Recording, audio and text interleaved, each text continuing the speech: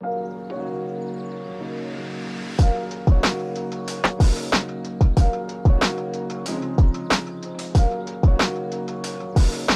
guys, welcome back to my channel. Today we're going to talk about reflux and esophagus issues. If you are experiencing anything related to that, it is of course linked to gut issues, and knowing that your esophagus is part of the whole digestive system, this is going to be really helpful in making this clear so that you can understand what's happening and what you need to do so that you can get rid of these symptoms and feel really good again, okay? So, if you're new, hello. If you are not new, welcome back. We're going to keep talking about the gut. We're going to keep talking about digestive issues because it seems like very confusing to many people, and I truly want you guys to see that when you can understand the key aspects of how you turn the gut on or allow it to turn itself on, that it's really not that complicated, and you have a lot of influence. You have all the influence over how your body is acting and reacting to you and responding to you all the time, okay? So I actually made this video over on my Instagram on an IGTV yesterday, and for some reason, the last bit of it, the sound completely muted. So I'm like, well, I should have done it on YouTube anyway. So here we are on YouTube. I just love being on YouTube. So let me know in the comments if you're dealing with anything related to digestive stuff, reflux, or esophageal issues. So I have a close connection to this particular condition because one of my sisters, who is the sister of mine that is 2 years younger than me, she, for a lot of her life, when she was younger until she would have been in her 20s, I guess, she was dealing with, the diagnosis officially is Eosinophilic Esophagitis. It's abbreviated EOE. And I really think that it fits like really well in this video along with the topic of reflux because it's the same root condition, okay? And I was just talking with somebody over the weekend who is experiencing this issue, and I was trying to explain it, but it was kind of loud and it was like a Christmas party. So I just thought, well, everyone needs to know this. So here, I'll just put it on the internet, okay? But my sister experienced this feeling of like inflammation or swelling in her throat, which what it was her esophagus was very inflamed. So she tells us, and me, because I don't like remember every experience she had when she was little and eating food, but I do have a few distinct memories where one in particular, we were at my grandmother's house and she was eating carrots, and the response or the reaction from the inflammation for her, and this is typical, is it feels like your throat's kind of closing and you can't swallow, and she could not even barely swallow water. And obviously my parents were freaking out and they called the ambulance. They didn't come though because she didn't leave, but it kind of slowed down or calmed down in that interim of time. But anyhow, very scary, right? We so often are living with these conditions where it's like, oh, maybe I'm bloated a little bit, or maybe it's all the time and I'm just thinking it's normal, or I really don't feel great, or it's hard to swallow, or all these things. I just have to remind you guys that your body is meant to feel really good. Not perfect all the time, of course, but your baseline gets to be wellness and health and vitality and trusting that your body's got you, and it can break food down when you eat it, right? So one of the big things that's really hard with gut issues is you kind of become afraid of food, afraid to eat, afraid of what might happen or something that has happened before happening again. And we've got to get rid of that. And the way to get rid of it is to understand why it's happening, and then to give the body new information through new food, new patterns, and looking at it in a new way so it can respond to you differently, okay? So why is this happening? Okay. Now, if you have been dealing with this throat stuff, like hard to swallow or something in that realm, certain people in the industry will say like you need to stretch your throat out, right? It's obviously your throat's small or something like that. But no, it's inflammation, right? So we know like any words that end in itis, so eosinophilic esophagitis, that means inflammation, the itis part. So inflammation of the esophagus, okay? So imagine what inflammation would be. It's sort of like taking up space on the internal portion of the throat, of the esophagus, and kind of closing that space up so it's not its normal width or diameter, where it has like free access to food coming down to the stomach easily. And so one solution, and my sister had to do this, was having her throat stretched. And they'll also tell you they want to scope it, right? But if you're having these symptoms, the scope isn't going to tell you anything. I know this from working with clients, but you can do it if you want to, but like the symptom itself is your information. The symptom is the message. This is inflamed. This doesn't work. We need you to do something different. We don't need a label. We don't need a label without a plan. Like we've got to be in the solution. We've got to know what to do, right? Obviously, if your body is not breaking food down, not swallowing food, not digesting food, not eliminating food, these are big issues because this is fundamentally key to our health and vitality. The whole digestive system working well together from your mouth, esophagus, stomach, intestines, elimination, it's all connected. And so like just looking down your throat isn't going to solve it, right? So I want to encourage you to have the outlook of I need a plan and I'm ready to take action on this, right? Understanding that it's going to be lifestyle. It's going to be your diet. It's going to be your choices, okay? And then, yeah, it's expensive too to have your throat stretched, and I heard that it's quite painful. So you don't need to stretch your throat. You need to get rid of the inflammation. You've got to get rid of the reason for the inflammation again, right? So a lot of stuff that I talk about is what's the root of the problem? Where do we go? How do we clear it? We don't want a Band-Aid, right? We don't want to be able to eat some food and be able to swallow, but not all food. And again, this will direct you back to the video I made that I can link for you guys up here last week or so, which was about how fruits and vegetables don't cause digestive issues. So when my sister had that incident where she couldn't swallow a carrot, it's not the carrot, right? Are we understanding this? Her esophagus was inflamed. The carrot couldn't go down. I think it was raw. Sometimes cooked food is easier in these conditions as you're moving through the process, but that's sort of beside the point. It's not ever a fruit or a vegetable. It's not even a whole food like chicken, let's say, because I had another friend who's had this issue who would be triggered by eating animal products.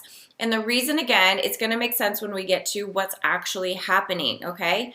So fundamentally, if you have inflammation in your esophagus, or if you're experiencing reflux, that's still related to your esophagus because stomach acid is coming up through the valve, the flap that's between the bottom of your esophagus and your stomach. That's where the valve opens and then the food will drop down into your stomach right after it comes through.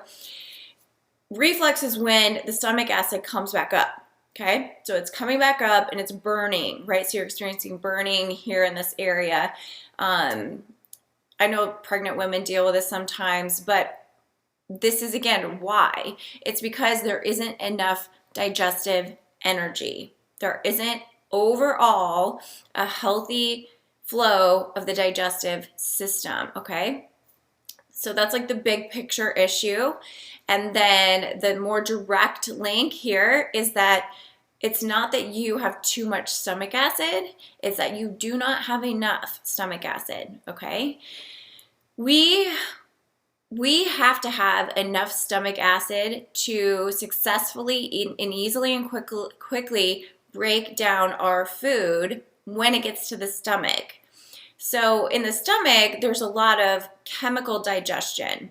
So we have mechanical digestion in our mouth with our teeth, like we're chewing, we're breaking things apart, or maybe we cut the food up first, or we blend it even for like babies or smoothies. That's mechanical digestion. And in the stomach, it's chemical. Did I just say mechanical, chemical? Yeah. So we need that acidic environment in the stomach to be able to like tear the rest of the food apart, break it down so it can then move into the intestinal walls and be absorbed easily. And this is specifically true for breaking down protein, like animal protein, because it's so difficult for the body. It's not that it's so difficult. I don't want to portray it like that. It's that it's harder than fruits or vegetables or carbohydrates, okay? So it takes longer.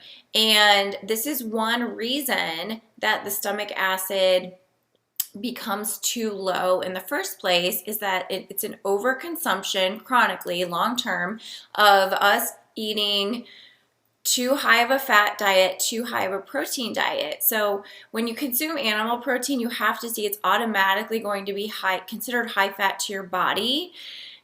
Because relatively speaking, if you ate even lean chicken breast compared to kale or strawberries or something, it's like pretty much fat-free versus a very different macronutrient component, okay? So it just takes longer. And so the body's going to have to prioritize using its stomach acid to break down those animal products, and it can wear out over time, especially if there's other things going on that influence the gut, which so many things do, especially dietary things, okay? So we need to understand that it's low stomach acid, and the low stomach acid then is creating problems and triggers, and that feeling that you're getting in your throat or this area from reflux is the acid coming up. And it's the same thing that's causing the lining of the esophagus to be inflamed, okay? So we need to figure out how to stop that from happening. So we want balanced stomach acid, right? We want enough stomach acid, and that would mean then that when the food comes down to the stomach, it's easily and properly broken down, and then it moves along its way, right? There's no backlash, there's no reflux happening, and then that would stop the symptom, right? It would stop the symptom, and it would stop the throat from being inflamed. It would stop the esophagus from being inflamed because you didn't have that very acidic stomach acid coming back up where it should not be, right? It's supposed to be contained in the safe place in the inside of your stomach, right?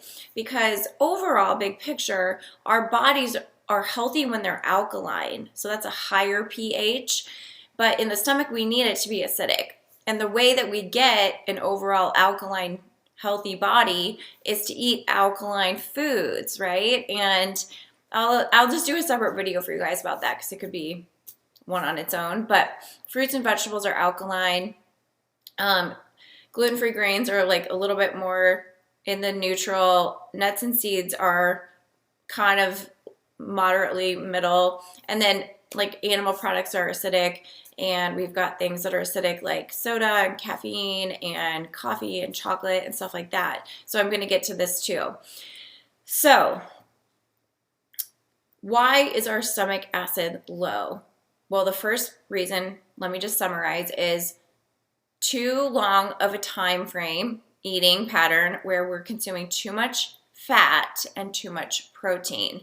So the solution to stop draining our natural supply is to stop asking it to be used so much, right? So that would mean we edit our food and diet intake to be lower fat, lower animal protein, and that would leave higher amounts of plants, higher fruit and vegetable amounts in our day-to-day repetitive diet, okay? Here's how you can practically apply this and change the amount of like animal protein or fat, okay? So one, you reduce the frequency. So let's say you eat animal protein 3 times a day.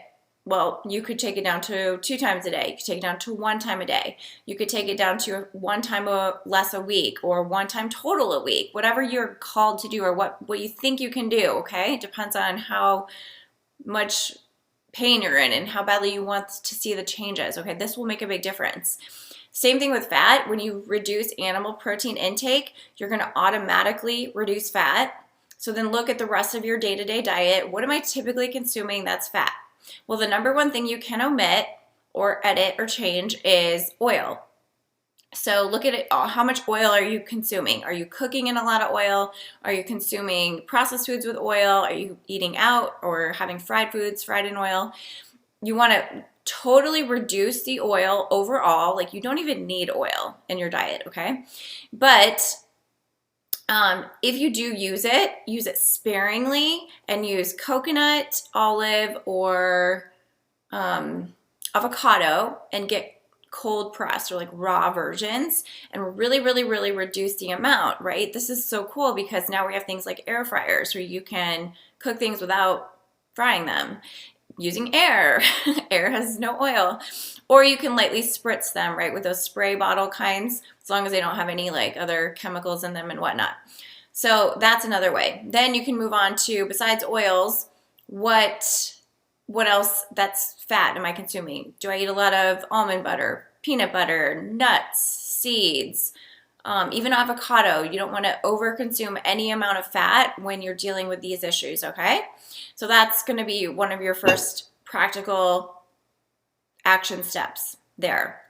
Another reason that we have low stomach acid, like I mentioned, the big picture reason is just it's overall the whole entire digestive system is chronically behind, meaning it can't do its job like every single day. And I say this in almost every video and I'll keep saying it because it's so big of a factor in helping you to understand why we need to address this condition, the condition of having a healthy gut, having a healthy digestive system always. It's because 80% of our body's daily energy goes to the digestive system. So any kind of digestive issue, reflux, EOE, IBS, IBD, constipation, diarrhea, chronic bloating, all of that is, hey, your body, your gut saying like, I can't keep up with you. I need relief. I need reprieve. I need you to make changes so I don't have to overexert because I don't have any left. I don't have anything left to give you. I can't keep up with what's here and with the way you're intaking things, okay? So that first thing that I told you applies to the whole big picture as well, which is reduce fat, reduce protein. So we have to really see that when you consume a plant-based diet, it takes care of so many symptoms naturally healing. Why? Because you automatically reduce animal protein, you're automatically reducing a lot of fat, you're automatically pouring in the foods that are easier to break down. And so that's less workload. And so that allows time and space for your gut, your body to completely catch up. Not completely in all cases, but it depends, right? Everyone's different. But that shift towards most of my food is going to come from plants. That's automatically going to be lower fat, you guys, okay? So it's still really important that you know what all the trigger foods are. It's not just that animal protein's bad. It's not. I eat it too sometimes. It's that whole big picture, like what are my influencers? What's happening? What's triggering me? What's causing the slowdown, right? What's causing the sluggishness and the stagnation? We've got to address all these things. All right, so now other things that will knock out your stomach acid would be, I mentioned, they're acidic foods. So pop, soda, whatever you call it, depends where you're from in the United States or world, but we used to call it pop, soda, pop, just pop. Diet or regular, it doesn't matter. It's completely acidic and your body would reject it automatically, meaning you would just barf it up if there wasn't phosphoric acid in it. It's like that man-made. It's not even real. So we want to get it out, okay? You've got to get it out if you want this to go away and to like holistically, naturally heal this. Other things that are really acidic could be coffee. Unless you're going to say, Jody, but I consume alkaline coffee, or I have mushroom coffee, which if you are interested in healthier coffee, you can check out for Sigmatic. And I have it should be linked in the box below, you guys. My code is FOODREBEL, and I don't drink it all the time. Randomly I will, but my husband drinks it, and they've made the coffee so it has a naturally higher pH, so it's better for you, right? Plus it has adaptogens in it and mushrooms. It's not just like mushrooms, it's real coffee too. So people always ask me that, like, does it taste like mushrooms? Like, the answer is no, okay? But regular coffee is very acidic, and think about it. If you're a coffee drinker, it's probably like something you do every day, right? Especially right away in the morning. This is dangerous to stomach acid levels, or healthy stomach acid levels, because you have like prime digestive energy in the morning between 7 a.m. and 11 a.m. And when you choose to put coffee in your body, then it's like hoping that it will be able to keep and restore and increase its levels, but you just like shoot it down when you pour acid or like acidic foods or drinks into your body, especially right away in the morning. It doesn't even have a chance to sort of reboot, because you always get a chance every morning to like start again and rev the engine and rebuild the energy flow, okay? So it could be coffee. It could be like if you put milk in your coffee. Dairy is very acidic, so any dairy products are going to be contraindicated to healing this. And energy drinks, definitely things like those Monsters, Red Bulls. Oh, you guys, I almost cry every time I see them. And then I see them like on the, hold on, I have to show my email. I see them like on the grass and on the ground, like people just throwing them around. It's so sad. And I'm like, oh my God, their poor bodies. Like, your bodies is just like this. I always see the body as like this innocent vessel, and it's like, please give me something that works in here, right? So that those things don't work, and they're very harmful to a healthy gut, to healthy digestive system, to healthy energy flow. Like, there's no purpose for them. They're hurting you, okay? So those would need to be removed. So I want you to just like go through your morning to night consistently. Like, no one's going to know, because you can write it on a piece of paper. You don't have to tell me out loud, but if you think of it, drop it in the comments below. Like, what do you think is triggering you in this way?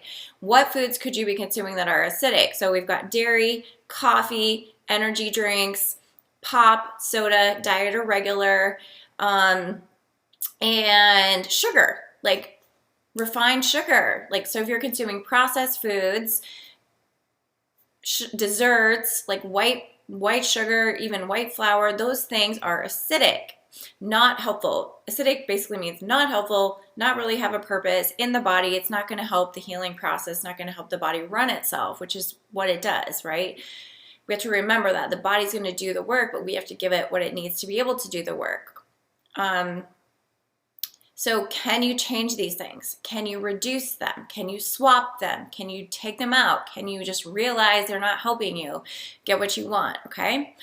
The other big factor here is stress, and stress is like so important. And with my clients, the clients that I typically work with in this capacity where it's like chronic inflammation, they're usually like, oh yeah, I was like totally fine or pretty healthy and no problems. And then one day all my symptoms showed up, or they started and then, just kept staying there or getting worse. And there's a tipping point of health. Another video I can link for you guys. I'll remember, I promise. The tipping point of health. This is an energetic tipping point that manifests in the physical.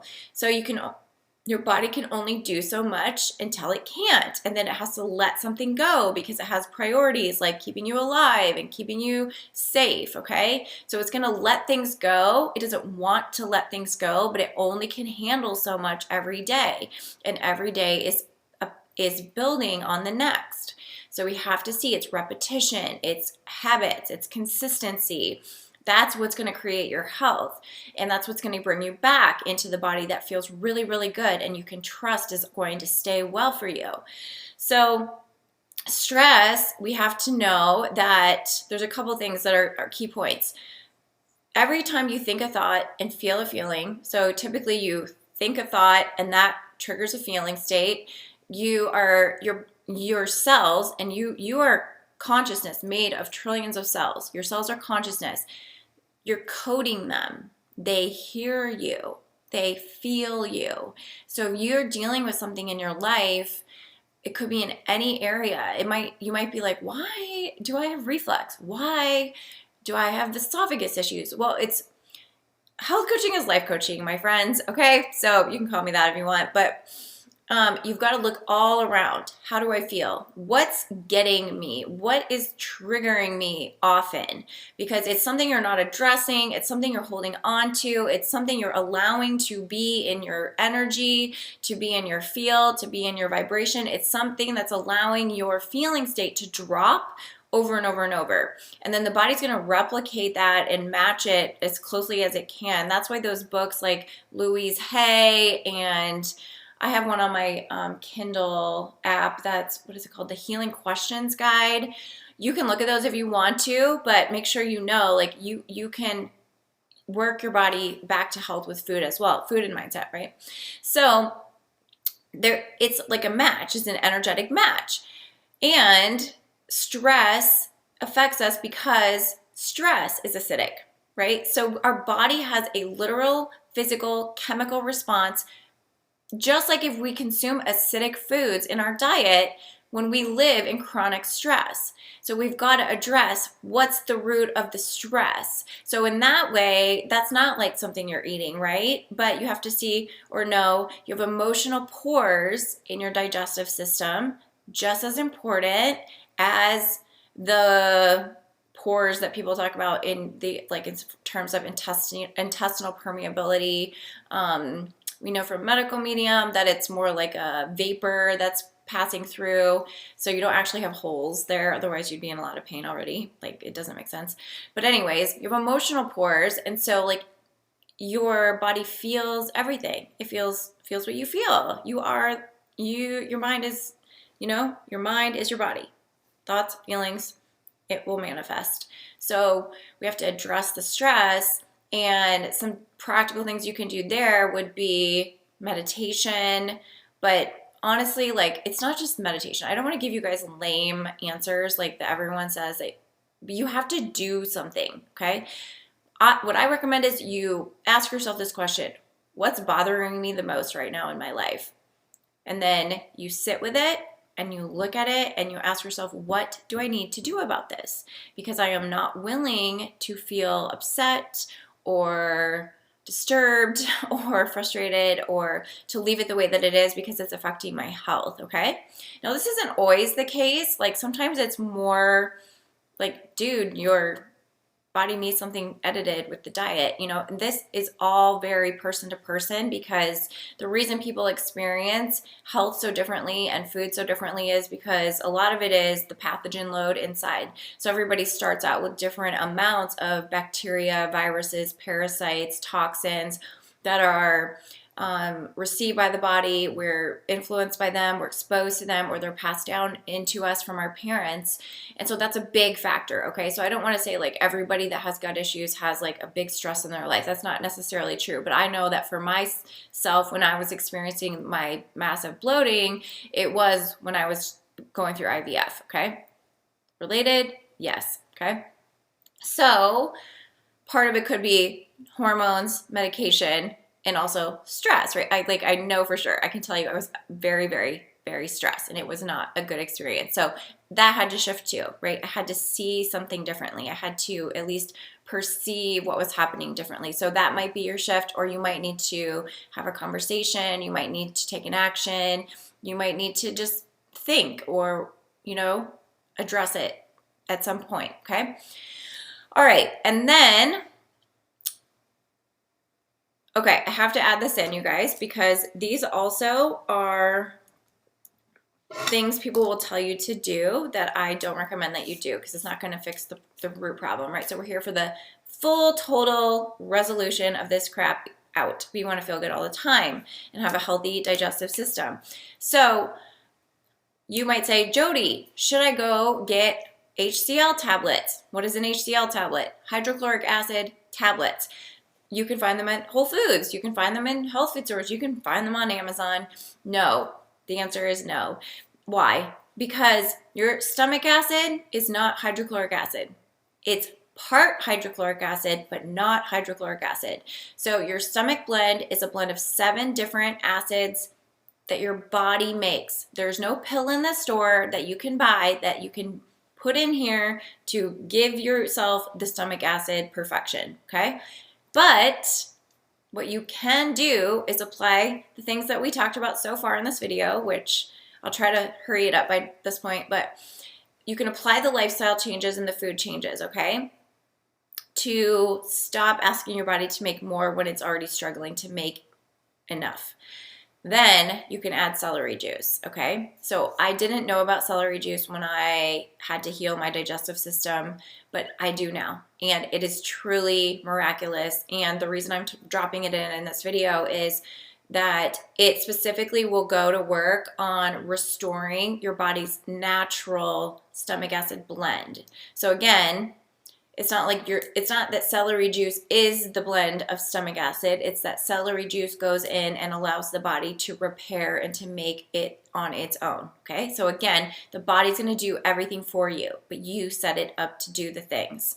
So I have my Trust Your Gut clients do this now, which is you start with the water and the lemon, follow the protocol, and then you go into the celery juice. You have to do it like that. You have to wait after the lemon water or any plain water, and you have to drink it plain, okay? Fresh and plain, and then wait again before you eat, because the body is responding to this. Like, it's so cool that we can understand more specifically how food actually pushes the buttons in our body, not pushes the buttons in like a triggering sense, but pushes the buttons of like, this is now how you can work well again. So, right, that's it. Celery juice will help to boost the body's ability to make the hydrochloric acid enough. Like over time, you have to keep doing it and know it's a component, right? So all of these things are components.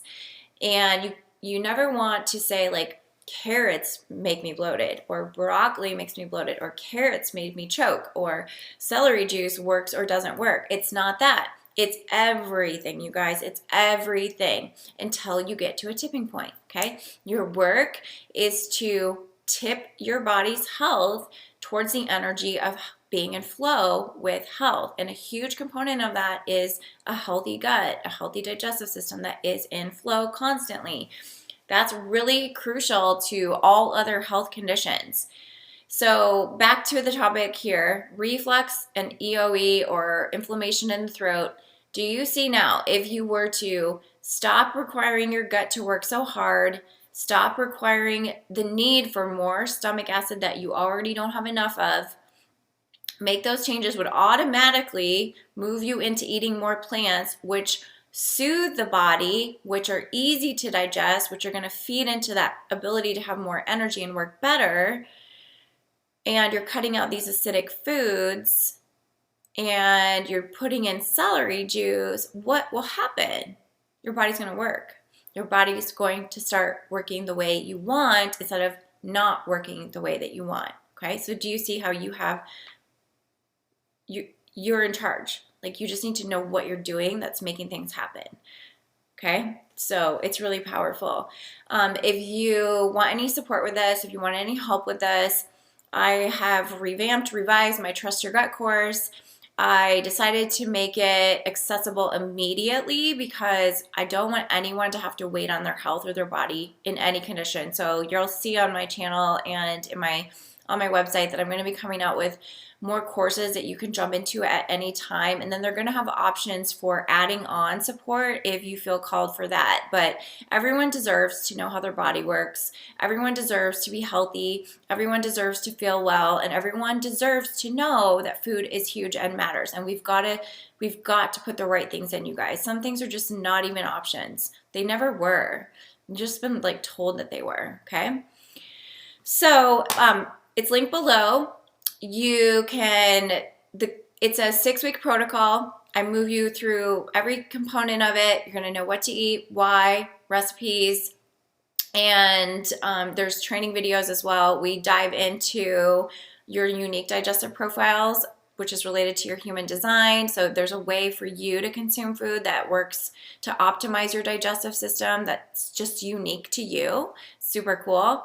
And I move you through phases of adding different foods in and understanding how to do that and to keep the digestive energy up. So you'll be able to move back into a lifestyle where you're healthy, you desire to be healthy and consume foods, but to not be in fear, to not be afraid, to not be afraid to eat or to, you know, eat out of a very limited diet because of fear, right? So I hope this was helpful. If it was, if you have any comments or questions, please put them below. I'm here to support you guys, and I'll talk